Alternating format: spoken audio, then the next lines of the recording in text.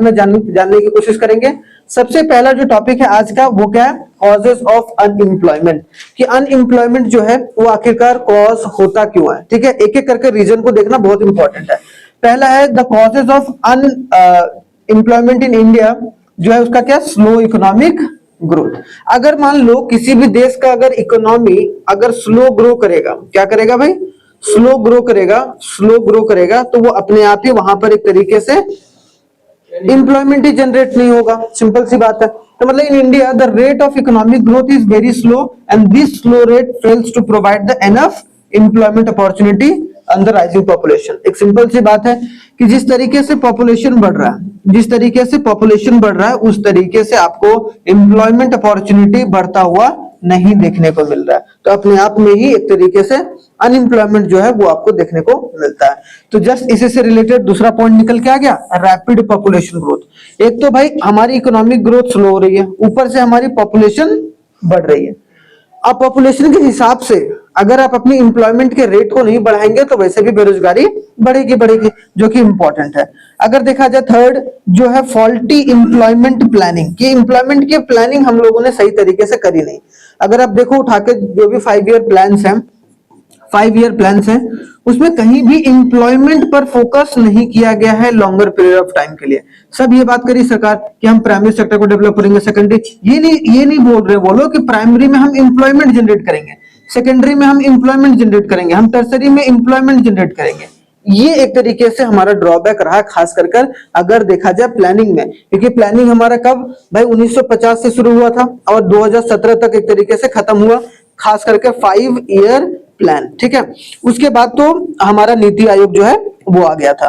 तो ये बात समझ के चलना है।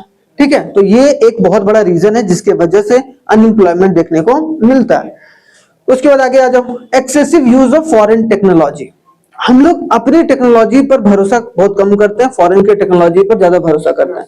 इसीलिए देखो नासा तो अलग बात है, वो तो स्पेस के मैटर में, ऐसे जनरल टर्म्स में देख लो ना, गाड़ी देख लो, गाड़ी हम लोगों को अपने गाड़ियों पर भरोसा नहीं रहता है सुरक्षा के मामले में, विदेशों के गाड़ियों पर भरोसा ज्यादा रहता है, विदेशों के कपड़ों पर ज्यादा भरोसा रहता है, खादी के कपड़े पर भरोसा हम लोगों को नहीं है। इसका मतलब अगर देखा जाए, एक तो भाई excessive use of foreign technology, there is a lack of scientific and technical research in India. हमारे देश में आज भी देखो टेक्निकल रिसर्च पर या टेक्नोलॉजी के रिसर्च पर बहुत कम पैसा खर्च किया जाता है in compare to other nations. Other nation technology के मामले में बहुत ज्यादा खर्चा करते हैं, जिसकी वजह से वहां पर नई टेक्नोलॉजी का इनोवेशन होता है। इनोवेशन कब होगा, जब आप उस पर खर्चा करेंगे भाई, सिंपल सी बात है। और स्पेस में जैसा कि बोला गया, स्पेस में हम लोग नासा से भी आगे हैं, खास कर अगर देखा जाए इसरो, हमारे देश का इसरो जो इंडियन जो स्पेस रिसर्च ऑर्गेनाइजेशन है, सबसे ज्यादा सैटेलाइट अगर छोड़ता है कोई दूसरे देश का भी सैटेलाइट हम लोग छोड़ते हैं, मतलब इसरो छोड़ता है। इसका मतलब क्या, इसरो छोड़ रहा है, इसका मतलब क्या है कि बहुत ज्यादा क्रेडिबिलिटी बनी है भाई यहाँ पर। तो इसका मतलब क्या है कि यहाँ पर भी बहुत ज्यादा रॉकेट बनाया जा रहा है। ठीक है, समझ में आ रहा है।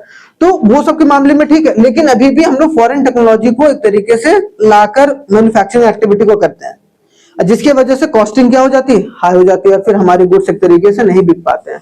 This has resulted in excessive use of foreign technology which has lead a technical unemployment. कि हमारे देश में टेक्नोलॉजी के मामले में वो एम्पावरमेंट नहीं आ पा रहा जिस तरीके से आना चाहिए था। आज भी हमारे देखो, जो अभी भी देखना, ठीक है, महिंद्रा जो टेक्नोलॉजी का इस्तेमाल करता है, या फिर जो मान लो कि कोई भी बड़ी बड़ी कंपनी जो इस्तेमाल करती है टेक्नोलॉजी का कार मैन्युफैक्चरिंग में, वो सब विदेशों से आता है। यहाँ तक कि अगर देखो सेमीकंडक्टर, अभी तो कुछ 2-4 साल पहले सेमीकंडक्टर की इंडस्ट्री लगाई गई है जो हमारे मोबाइल फोन्स में इस्तेमाल होता है, लेकिन वैसे भी चाइना, ताइवान या फिर जापान, वहां से, या साउथ कोरिया, वहां से आते हैं हमारे ये सब टूल्स। तो अपने आप में एक तरीके से हम लोगों की डिपेंडेंसी ज्यादा है। तो भाई टेक्नोलॉजी यहाँ लगा रहे, टेक्नोलॉजी बनाया नहीं जा रहा है। अगर टेक्नोलॉजी बनाया भी जाता, लगाया भी जाता, तो अपने आप ही एम्प्लॉयमेंट बढ़ता। ठीक है, लैक ऑफ फाइनेंशियल रिसोर्स, पैसों की दिक्कत तो शुरुआत से ही रही भाई, है कि नहीं। तो अगर देखा जाए यहाँ पर expansion and diversification programs of agriculture and small scale industry, आज भी देखो हमारे देश में एमएसएमई का मतलब क्या होता है भाई, micro small and medium enterprises. ये जो है 60 to 70% जो एक्सपोर्ट है वो हमारे देश में करता है, लेकिन क्या इस पर सरकार 60 to 70% पैसा खर्च कर रही है? नहीं कर रही। जबकि यही सबसे ज्यादा इंप्लॉयमेंट देता है, बड़ी बड़ी कंपनियों से ज्यादा इंप्लॉयमेंट जो है ये छोटी छोटी कंपनीज देके चल रही है। तो इन पर फोकस होना चाहिए सरकार का, ठीक है। और सरकार कैसे मदद कर सकती है? फाइनेंशियल रिसोर्स को देकर, पैसा को देकर, पैसा देगा, उसका प्रोडक्शन बढ़ेगा, प्रोडक्शन बढ़ाए, अगर प्रोडक्शन बढ़ाने का सोचेगा तो या तो मशीन बनाएगा या फिर लेबर्स को रखेगा, क्योंकि ज्यादातर यहाँ पर मशीन का इस्तेमाल नहीं होता। क्यों? क्योंकि उन लोगों को उतना बजट नहीं होता, तो ये लोग लेबर से काम कराते हैं। तो लेबर एक तरीके से आएगा तो इंप्लॉयमेंट अपने आप ही बढ़ेगा। तो यहाँ पर क्या देखने को मिल रहा है? Lack of financial resource. उसके बाद आते हैं agriculture still a seasonal occupation. आज भी देखो खेती बाड़ी जो है, लोग 70% लोग ये सोचते हैं, 80% लोग ये सोचते हैं कि खेती बाड़ी जो है वो बड़ा आदमी बनने के लिए, बड़ा आदमी बनना है तो खेती बाड़ी से नहीं होगा। आज भी हमारे देश में ये सोच है कि अगर एग्रीकल्चर एक्टिविटी में कुछ करना है तो आपको एक तरीके से क्या है कि ज्यादा आप अमीर नहीं बन सकते हो एग्रीकल्चर एक्टिविटी से, टर्शरी सेक्टर से या सेकेंडरी सेक्टर से, जहां बहुत ज्यादा पैसा चाहिए, ठीक है। तो हम लोगों को आज एक तरीके से सरकार को या गवर्नमेंट को फोकस करना चाहिए और भी अच्छे तरीके से कि जो एग्रीकल्चर वो एक सीजनल ऑक्यूपेशन के तौर पर ना हो और वो अपने खेत में लगभग सालों भर खेती जो है वो कर चले। ऐसा ना हो कि 6 महीने खेत करके धान मान उगा ले रहे हैं, एमएसपी पे बेच दे रहे हैं, उसके बाद शांत है। नहीं, ऐसा नहीं होना चाहिए। इस तरीके से हम लोगों को वहां पर, मतलब यहाँ पर दिक्कत भी है भाई, इरिगेशन की फैसिलिटी नहीं है, एग्रीकल्चर को उस तरीके से माना भी नहीं जा रहा। 70-75 साल हो गए भाई हमारे एक तरीके से आजाद भारत को, लेकिन अभी भी हम लोग एग्रीकल्चर में सफर कर रहे हैं। एग्रीकल्चर अभी भी एक स्टैग्नेंट के रूप में देखने को मिलता है।